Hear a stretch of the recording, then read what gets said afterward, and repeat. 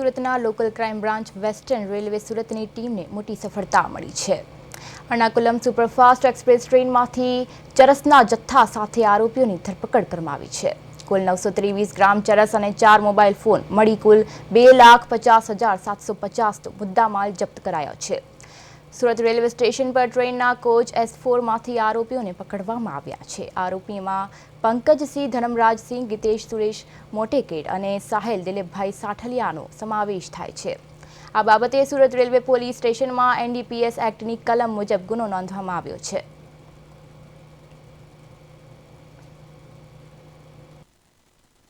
Western railway Vadodara યુનિટના LCB Surat બ્રાન્ચને તેમના કર્મચારીઓને એક માહિતી મળેલી, જે આધારે એર્નાકુલમ એક્સપ્રેસમાં દિલ્હી બાજુથી સુરત આવતી ટ્રેનમાં અમુક ઇસમો કંઈક ગેરકાયદેસર નશીલો પદાર્થ લઈને સાથે આવી રહ્યા છે તેવી માહિતી મળેલી, જે આધારે સ્ટાફના કર્મચારીઓએ ટ્રેન ચેક કરતા આવતા હતા અને જે બાતમી મુજબના જે ઇસમો છે તે મળી આવેલ હતા, જેમને ચેક કરીને તેમની પાસેથી શંકાસ્પદ ચીજ વસ્તુ મળી આવેલ, જેથી તેમને સુરત રેલવે સ્ટેશન પર ઉતારવામાં આવેલ હતા અને ઉતારીને FSL અધિકારીની હાજરીમાં તેમની પાસેથી મળી આવેલ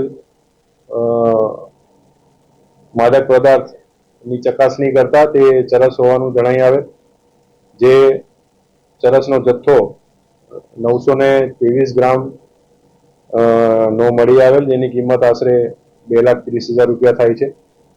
જે આધારે LCBની ટીમ દ્વારા સુરત રેલવે પોલીસ સ્ટેશનમાં NDPS એક્ટ હેઠળનો ગુનો દાખલ કરવામાં આવેલ છે અને તેની તપાસ હાથ ધરવામાં આવેલી છે।